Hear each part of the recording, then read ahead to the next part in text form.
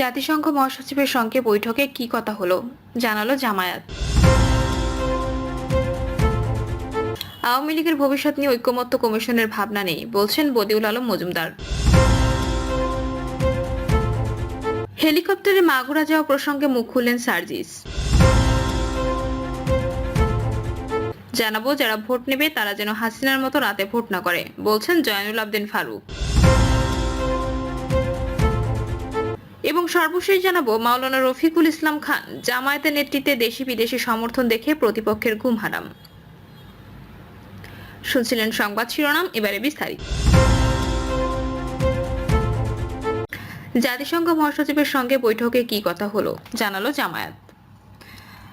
বাংলাদেশে সফররত জাতিসংঘ মহাসচিব অ্যান্তনিও গুতেরেসের সঙ্গে সাক্ষাৎ করেছেন জামায়াত ইসলামের নেতৃবৃন্দ। বৈঠকে টেকসই গণতন্ত্র, জাতীয় ঐক্য ও সুষ্ঠু নির্বাচনে গুরুত্বারোপ করেছে জামায়াত। বৈঠকে জামায়াত ইসলামের পক্ষে উপস্থিত ছিলেন নায়েবে আমির সাবেক MP doctor Syed Abdullah Mohammad Taher, secretary general সাবেক এমপি অধ্যাপক মিয়া গোলাম পরর সহ অন্যান্য নেতৃবৃন্দ। বৈঠক শেষে ডক্টর সৈয়দ আব্দুল্লাহ মোহাম্মদ তাহের বলেন, আমরা সংস্কারের ব্যাপারে কথা বলেছি, একটা ফেয়ার নির্বাচনের বিষয়ে বলেছি, টেকসই গণতন্ত্র, জাতীয় ঐক্যের ব্যাপারে কথা বলেছি। জাতিসংঘের মহাসচিব আমাদের অধিকাংশ বক্তব্য সমর্থন করে বলেছেন সুষ্ঠু নির্বাচন নিয়ে তিনি আশাবাদী।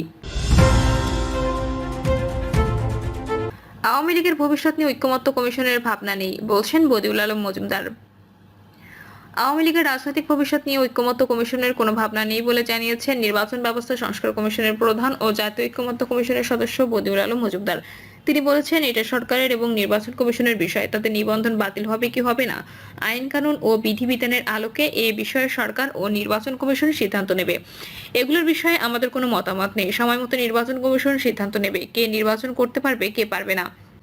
রাষ্ট্রীয় বার্তা সংস্থা বাসসকে দেওয়া সাক্ষাৎকারে বদিউল আলম মজুমদার এসব কথা বলেন। তিনি বলেন, সবার আগে সবচেয়ে গুরুত্বপূর্ণ হলো একটি সুষ্ঠু ও নিরপেক্ষ নির্বাচন নিশ্চিত করা। কারণ নির্বাচনের মাধ্যমে জনগণের লাল কার্ড দেখানোর সুযোগ হয়, অর্থাৎ প্রতি 5 বছর পর পর যদি রাজনৈতিক দলগুলো জনগণের কাছে ফিরে আসতে হয়, তাহলে জনগণ তাদের যদি না বলতে পারেন, যদি তাদের লাল কার্ড দেখাতে পারেন, তাহলে জনগণের স্বার্থে এবং জনগণের মতামতের ভিত্তিতে তারা সরকার পরিচালনা করবে। বদিউল আলম মজুমদার বলেন, নির্বাচন প্রশ্নবিদ্ধ হওয়ার কোনো ঝুঁকি দেখি না এবং যদি এই ঝুঁকি সৃষ্টিও হয় আমি নিশ্চিত প্রফেসর ইউনূস তার সঠিক সিদ্ধান্ত নেবেন। এই মুহূর্তে একটা সুষ্ঠু নির্বাচনের কোনো বিকল্প নেই। তিনি আরো বলেন, কিন্তু নির্বাচন ব্যবস্থা যদি ভেঙে যায়, নির্বাচন ছাড়াই যদি ক্ষমতায় আসা সম্ভব হয়, ক্ষমতায় থাকা সম্ভব হয়, তখন মানুষের প্রতি দায়বদ্ধতার কাঠামো আর থাকে না। একই সঙ্গে নির্বাচন ব্যবস্থা ধ্বংসের কারণে যেসব ব্যক্তি সংসদে বসে সরকারের জবাবদিহি প্রতিষ্ঠার কথা, সেটা আরো কার্যকর হয় না, কারণ এরা কেউ জনগণের ভোটে নির্বাচিত নয়। তারা একই দলের হওয়ায় মানুষের কল্যাণের পরিবর্তে নিজেদের কল্যাণই বেশি করেছে। তাই আমরা মনে করি যে এবার পরিস্থিতি ভিন্ন হবে এবং তারা মানুষের কল্যাণের প্রতি মনোনিবেশ করবে। এর জন্য সরকার দরকার নির্বাচন ব্যবস্থা সঠিক হওয়া।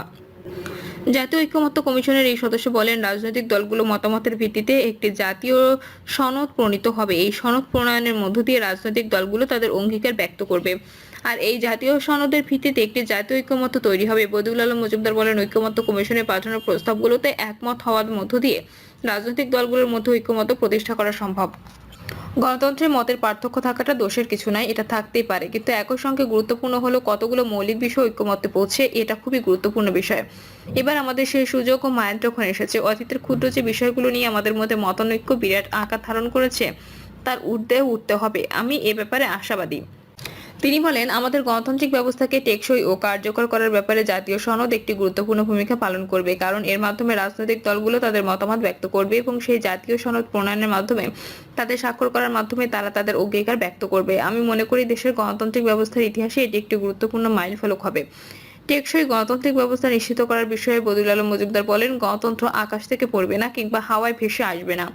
গণতান্ত্রিক ব্যবস্থার প্রতি আমাদের অঙ্গীকার এবং এর সম্পর্কে করণীয়, অর্থাৎ গণতান্ত্রিক ব্যবস্থাকে কার্যকর করার জন্য অঙ্গীকার এবং একই সঙ্গে করণীয়টা যদি করি, তাহলে গণতান্ত্রিক ব্যবস্থা কার্যকর হবে।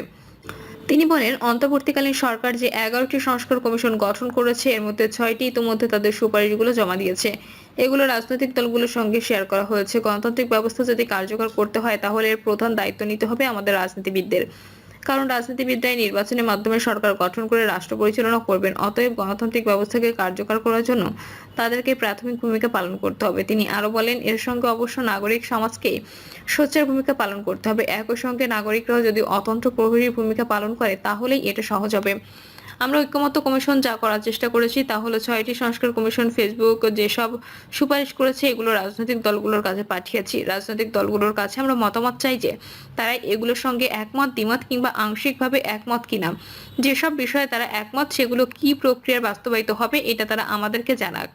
অতীতে রাজনৈতিক দলগুলো জাতির সামনে অনেক অঙ্গীকার করেছেন, কিন্তু অনেক ক্ষেত্রে সেই অঙ্গীকারগুলো রক্ষা করেনি। উল্লেখ করে তিনি বলেন, অঙ্গীকার রক্ষা করতে না পারার নানা কারণও রয়েছে। এবার আমরা আশাবাদী, কারণ এবার যে এত রক্তপাত হলো, এত লোক প্রাণ দিল, এত লোক আহত এবং নানাভাবে নিপীড়নের শিকার হলো, এটা একটা ভিন্ন প্রেক্ষাপট তৈরি করেছে।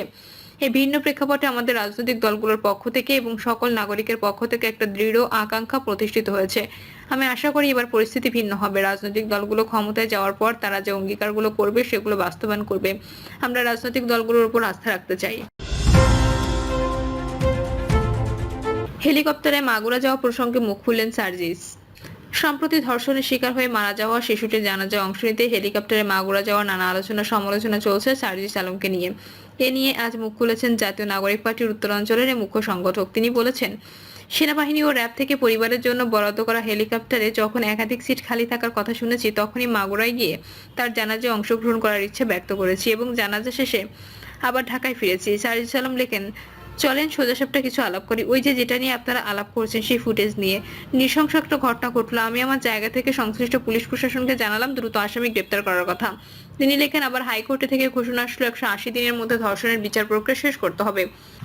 আমি আমার জায়গা থেকে দায়িত্বশীল একজন গুরুত্বপূর্ণ ব্যক্তিকে আমার মতামত জানালাম। 180 দিন অনেক বেশি হয়ে যায়। এটা 1 থেকে 2 মাসের মধ্যে করা উচিত। না হলে মানুষের মাথা থেকেও ঘটনাটা অনেকটা মুছে যায় এবং সেই অপরাধের শাস্তি আদতে সমাজে অপরাধ দমনে তেমন প্রভাব রাখতে পারে না। ব্যাপারটা এমন নয় যে আমি একাই জানিয়েছি কিংবা আমার জানানোর জন্য গ্রেপ্তার হয়েছে বা আইন পরিবর্তন হয়েছে, কিন্তু আমার জায়গা থেকে মনে হয়েছে এটা আমার করা উচিত, তাই আমি করেছি। তবে সে বিষয়ে ফেসবুকে স্ট্যাটাস দেইনি। এরপর তাকে ঢাকা মেডিকেলে নিয়ে আসা হলো। আমিও ঢাকা মেডিকেলে গেলাম। যখন জানলাম আইসিইউতে আছে তখন আর আইসিইউতে দেখতে যাইনি, কারণ বাইরে থেকে আইসিইউতে দেখতে গেলে ইনফেকশনের সম্ভাবনা থাকে। মেডিকেলের বাইরে থেকে খোঁজখবর নিয়ে চলে এসেছি, ছবি পোস্ট করিনি। যারা ভোট নেবে তারা যেন হাসিনার মতো রাতে ভোট না করে, বলছেন জয়নুল আবদিন ফারুক।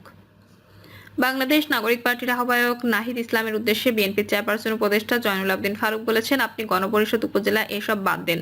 নিজেদের জনপ্রিয়তা যাচাই করার জন্য গ্রামে গঞ্জে যান। নির্বাচনের তারিখ ঘোষিত হলে প্রার্থী দেন। সংসদে যান, সেখানেই হবে মূল সংস্কার। ভোট কেন্দ্রে সংস্কার করেন, আর যারা ভোট নেবে তারা যেন হাসিনার মতো রাতে ভোট না করে সে ব্যবস্থা করেন। এনসিপির উদ্দেশ্যে তিনি বলেন, এই আন্দোলনকে হাজার হাজার মানুষ সহায়তা করেছে শুধুমাত্র একটি কারণে, সেটি হলো নির্বাচন। শেখ হাসিনা যে নির্বাচন শব্দটি বাংলাদেশ থেকে মুছে দিয়েছেন, সেই নির্বাচনের জন্য জীবন দিয়েছে মুগ্ধরা। এখন নির্বাচন নিয়ে আপনারা নতুন দল করে আবার বলেন গণপরিষদ। ফারুক বলে, আমার নেতা তারেক রহমানের আশা এবং দেশের 80% মানুষ চায় নিজের ভোট নিজে দেবে।